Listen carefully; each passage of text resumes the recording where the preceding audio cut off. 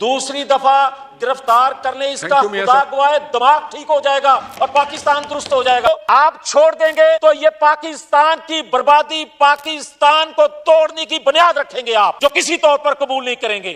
पाकिस्तान तरक्की की राह पर चलना शुरू हो जाएगा। आप छोटों को सजा और दें और ताकतवर जो अदारे हैं उनमें हाजिर सर्विस और रिटायर्ड लोगों ने मिलकर ये मनसूबाबंदी की। ये सारे के सारे मास्टरमाइंड हैं जिनकी वीडियो आई। सिविलियन के खिलाफ आर्मी एक्ट का केस हो, हम मुखालफत करते हैं। मनसूबाबंदी नहीं थी, ये उनका मनसूबा अधूरा है। उनका मनसूबा असल में इस पाकिस्तान को, इस फेडरेशन को तोड़ना था। दुनिया को हम बताएं जो आलमी साजिश है बाहर से, आलमी फोर्सेस अगर हमारे अदारों को कमजोर करना चाहती हैं तो हम वो छोटे बड़े तहफ़्फ़ुज़ात खत्म करके भी इन पाकिस्तान के। जी तो नाज़रीन इकराम, आज जावेद लतीफ जो है वो अपनी ही हुकूमत पर फट पड़े। शहबाज शरीफ को बड़ी खरी खरी सुना दी। तो आइए पहले वीडियो देखते और उस पर डिटेल में बात करते हैं। जनाब स्पीकर, मैं गुजारिश ये करना चाहता हूं, आप साजिश करने वाले किरदारों को बेनकाब नहीं करेंगे। पाकिस्तान अब मुतहम्मल मजीद नहीं हो सकता और हम संभल जाएं।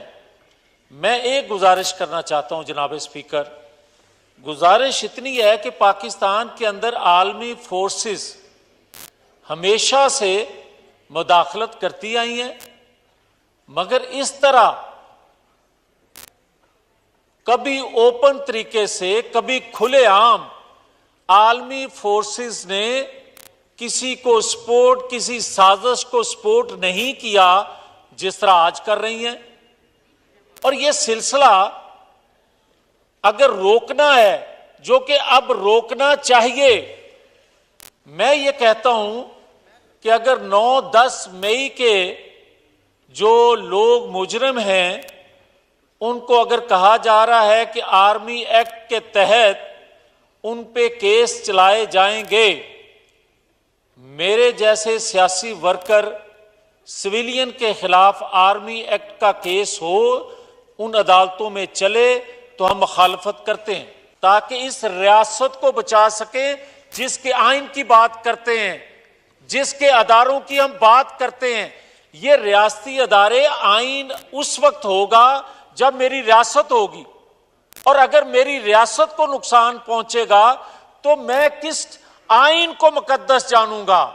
तो मैं ये अर्ज करना चाहता हूं जनाब स्पीकर, जिनकी वीडियो आई, जिनको मौके पे पकड़ लिया गया या जिनको आज पकड़ा जा रहा है, अगर सिर्फ उन पर मुकदमा चले और मास्टर माइंड को ना पकड़ा गया, जिसने ये सारा डिजाइन किया, जिसने ये सारा खलवाड़ किया, उसको अगर आलमी दबाव या किसी का चहेता होने के नाते या किसी काजी का करीबी होने के नाते या जजिस गेट से अंदर जाने वाले को आप किसी वजह से भी छोड़ देते हैं, तो उन किरदारों को सजा जो हुई हम किसी तौर पर कबूल नहीं करेंगे।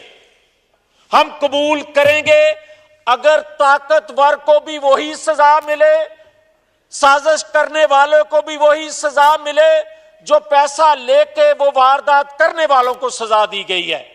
और अगर आप छोटों को सजा और दें और ताकतवर आप छोड़ देंगे तो ये पाकिस्तान की बर्बादी, पाकिस्तान को तोड़ने की बुनियाद रखेंगे आप, जो किसी तौर पर कबूल नहीं करेंगे। ये उनका मंसूबा अधूरा है। उनका मंसूबा असल में इस पाकिस्तान को, इस फेडरेशन को तोड़ना था। उनका मकसद ये था, दुनिया को हम बताएं जो आलमी साजिश है। देखें, हमने हमेशा मुखालफत की है, वो इधर के बैठे लोग हैं या इधर के, हमने की है आइन से मावरा अदारों में बैठे लोगों ने अगर आइन से हट के कोई कदम उठाया है तो उसकी मुखालफत की है, आज भी करते हैं, आइंदा भी करेंगे। मगर बार बार ये बात कह रहे हैं कि अगर बाहर से आलमी फोर्सेस अगर हमारे अदारों को कमजोर करना चाहती हैं तो हम वो छोटे बड़े तहफ़्फ़ुज़ात खत्म करके भी इन पाकिस्तान के अदारों का दिफा करेंगे।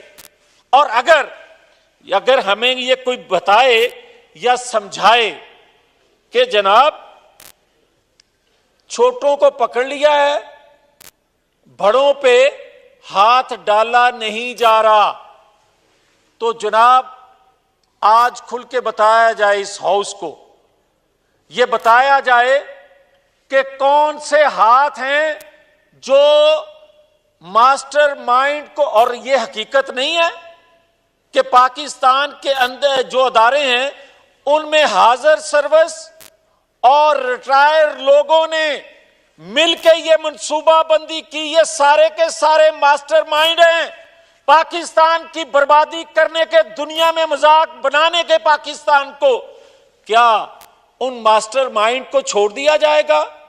और क्या 2017 में अगर उस वक्त के काजी जो थे वो साकिब निसार हो, वो जस्टिस बंदयाल साहब हो, वो जस्टिस खोसा हो, जस्टिस एजाजुल एहसन हो, जस्टिस अजमत सईद हो, जस्टिस अफजल खान हो, ये सारे इंतहाई मोहतरम जस्टिस जो हैं, क्या 2017 से लेकर आज तक बड़ी अच्छी बात की, एक इंतहाई काबिल जिक्र रीमा उमर साहबा एक सहाफ़ी हैं, उन्होंने ये सारा गनवाया, यही इंसाफ देते रहे हमें ये कहा जाता है कि अदारों को मुकद्दम जाने, अदारों का एहतराम करें। अदारों का तो एहतराम करेंगे मगर अदारे तो पीछे रह जाते हैं। यहां तो 2017 से शख्सियात आगे चलती रही, वो दफाई अदारे से ताल्लुक रखती हो या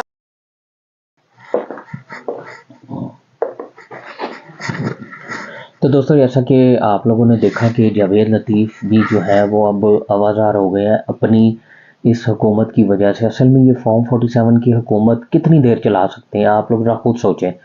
तो इसलिए अब वो शहबाज शरीफ पर भी फट पड़े। अभी आप देखें कि ये लोग कहते हैं कि जी हम फेक न्यूज़ पे जो है वो लाने लगे हैं जी, जिसको पीका एक्ट कहते हैं, मतलब जो भी फेक न्यूज़ देगा उसको पकड़ लिया जाएगा। अब फेक न्यूज़ अगर गवर्नमेंट अपोजिशन एक फेक न्यूज़ देती है तो गवर्नमेंट 10 फेक न्यूज़ देती है। यहाँ से आप लोग अंदाज़ा लगा लें कि ये गवर्नमेंट जो है कितनी घबराई हुई है। तो दोस्तों, मैं तो सिर्फ इतना ही कहूँगा कि इन लोगों की बस सुनते जाएं। और अब इन लोगों पे जो है ना दबाव इस कदर आ गया कि अब इन लोगों को खुद भी समझ नहीं आ रही कि हम क्या करें। अभी मोहसिन नकवी गए थे अमेरिका, वहाँ पे गोरी चमड़ी वालों से मिले और उनसे मिल के गोरी चमड़ी वालों से मिल के उनमें से मतलब 4 लोगों से मिले, उनमें से 2 ने उनसे मुलाकात करते ही फ्री इमरान खान की ट्वीट कर दी, क्योंकि वो लोग जानते हैं कि ये कितने गंदे और घटिया लोग हैं। तो व्यूअर्स, अगर आपको वीडियो पसंद आई तो लाइक शेयर एंड सब्सक्राइब, अपनी राय का कमेंट बॉक्स में जरूर कीजिएगा। मिलते हैं नेक्स्ट वीडियो में, तब तक के लिए अल्लाह हाफिज़।